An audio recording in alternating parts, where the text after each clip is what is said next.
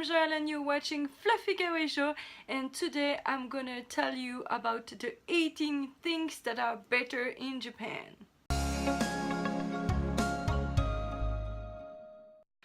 I just came back from a 2-week vacation in Tokyo, and that was my 5th trip to Japan, and Tokyo is my favorite place in the whole world. And I really love their culture, and there's so many things that I think are better than anywhere else in the world, and mostly, at least from Switzerland where I lived, but I've traveled so many places in the world, and yeah, Japan do a lot of things really better. And I'm also doing another videos about the things that are weird in Japan. So weird for me, I don't say it's stupid or anything, but weird for me.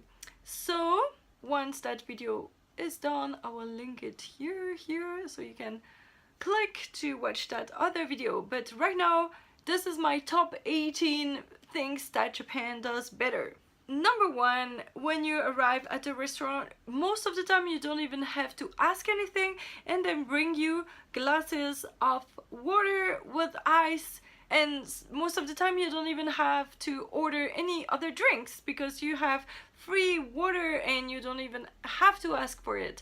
And at some other restaurants, for example the sushi restaurant, you have a tap with hot water and everything to make tea from your own seat, and this is free too.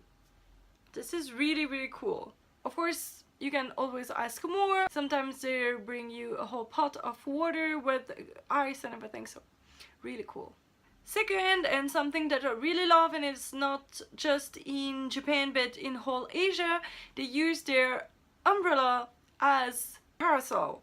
So in Europe and I think in the US, your umbrella is for rain, but when the sun is really strong, instead of putting sunscreen and everything, you could just hide yourself under your umbrella. And they do have special ones that are UV resistant with black inside, but your own regular umbrella is fantastic. And at first I was like, what are they doing using the umbrella when it's sunny and everything? And then I realized they are so geniuses. And sometimes in Switzerland and in France, the sun was just burning me, and I just opened my umbrella and used this as a parasol.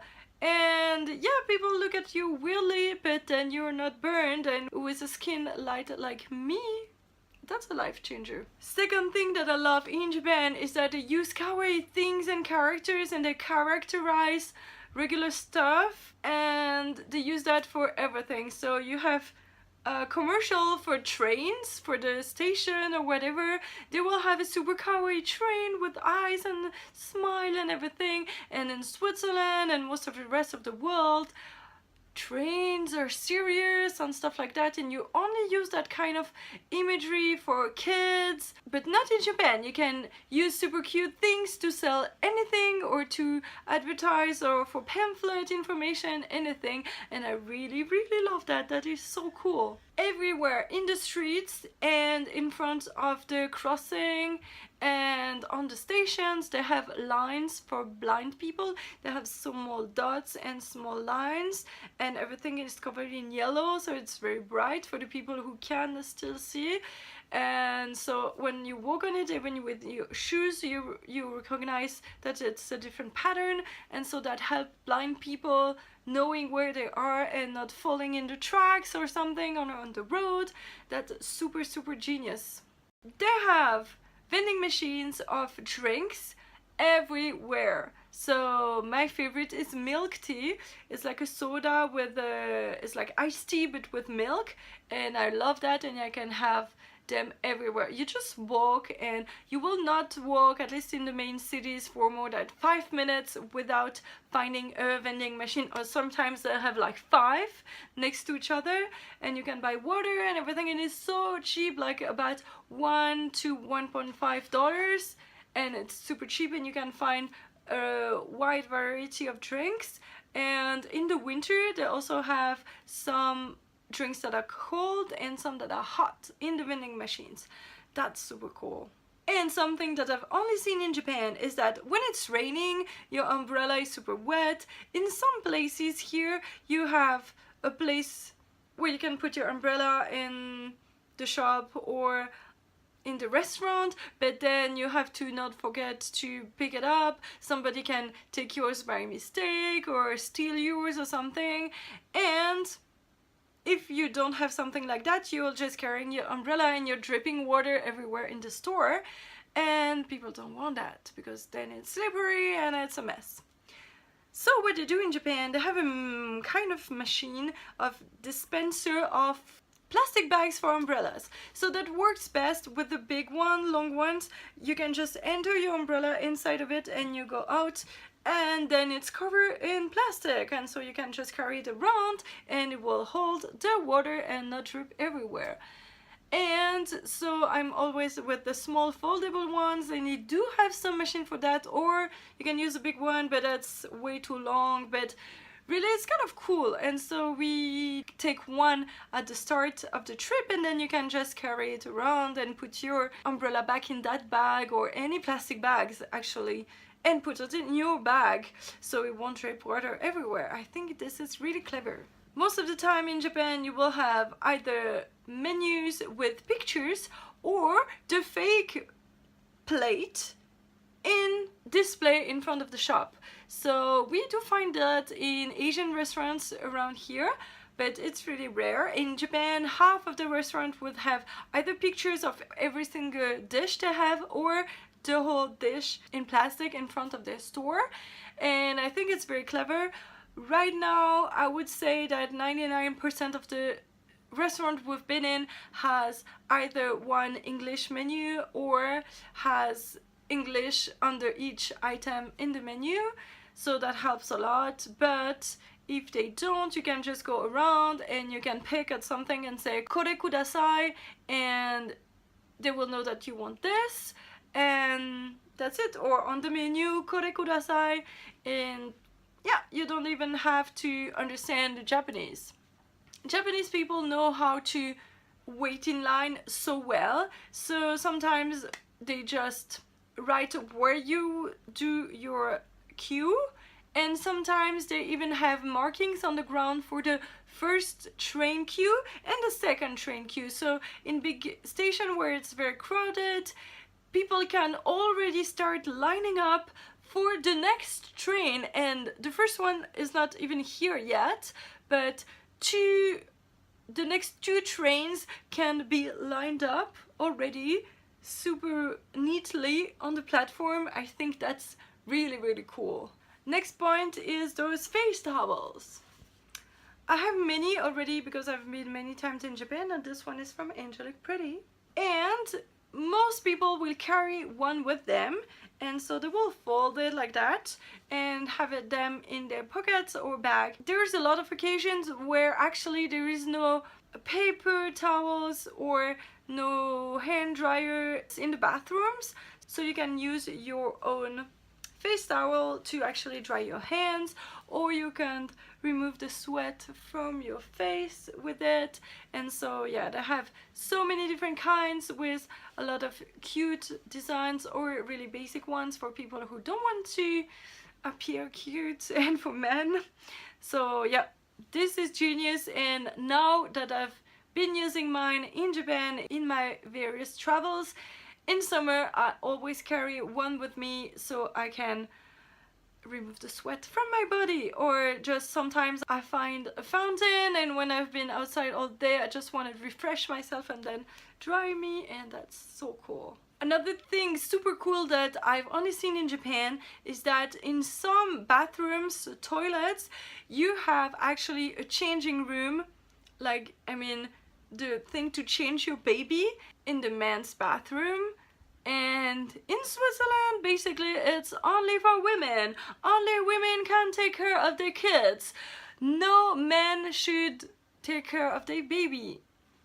I don't know, maybe there's so few male that would have to change their babies that they don't accommodate that. But, and I've not seen it everywhere, but at some places I've seen it and I said, good job, this is really cool. And most of the train stations and metro stations in Tokyo have free toilets.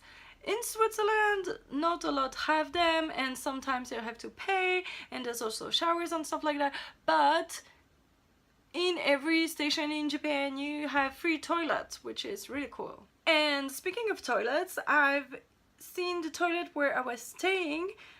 When you flush the toilet, there is a sink on top of the receptacle for the water that will flush the toilet, and you can actually wash your hand from the same water that is going to fill the tank to flush the toilet next time. At first I was like, but the sink is filling it up and using so much water. Then I realized that it's actually filling the tank to flush the toilet, and that you can use this water to wash your hands without having to waste more water to wash your hands at a different sink. That is very clever, but I've not seen that a lot, but I think it's really cool. And of course you cannot speak of toilets in Japan without speaking of those super crazy toilets they have. So basically they call it Western toilets because it's a toilet seat, but most of the time, like 99% of the time, they will have at least 2 or 3 functions on it. You can have sprays to wash your things. For the female, there is 2 different flow of water, and I don't know for men if they have just one, then probably. Anyways, and you have sometimes a button to have a fountain sound, like a cascade waterfall sound, to cover your weird sounds that you may do in the toilet. But that's weird because myself, I'm more embarrassed of that very loud fake sound, badly recorded, than regular sound that you could hear in a bathroom. Anyways, at least those 3 buttons, and then sometimes they have 2 different ones for the flush, and sometimes you can even have the seat heated. So sometimes you have a whole palette this big on the wall with different things that you can do while sitting on the toilet. And what is weird is that for us that's the Japanese toilet because they're so fancy. But if you have 2 different kinds of toilet, they will call this one Western toilet, and they have another one that they call Japanese toilet, is what we called in Switzerland and I think in Europe Turkish toilets, which is just a hole in the floor. And myself, I really not able to use that kind of toilet without making a mess, and really it's ugly, so yeah. But I've seen people, girls, having short skirts and heels that high, and really super fancy girls and everything, picking the Japanese toilet before the Western toilet because people say you can get less germs by not sitting on a toilet seat, which I can understand, but myself, I cannot use the other one because I'm so clumsy, so yeah, you have to pick, but people usually in Japan will pick the other ones. Something that really amazes me when I go to the metro, especially if you've been in cities like Paris or something, where you have a metro door close to at least 2 meters high to prevent people from jumping above and not paying and everything. And in Japan, the door is open. There's like a portal that has very small, like this thick doors, small doors that can close if they see that you maybe enter without very well passing your Passmo card or your ticket, it will close in front of you. But if you run, I'm pretty sure you can just run through it and do not pay at all, which no one would ever do in Japan because they're so respectful of everything. So that's why they do not put super high doors or everything. But first time you go in there, it's like, do I really have to pay? Because really it's open. So that's really funny. And one time my Passmo didn't work and it does close in front of you, but that's really security. They really trust people in Japan, not like in Paris. And something that I've seen actually very, very cool in Japan is that, let's say that you have several people on the train sitting, and there's one seat here and another seat here, and a lot of people around that already sat, and then you arrive with a group of 2 or 3 person, for example, and so you kind of, who wants to sit, or you can go ahead and sit.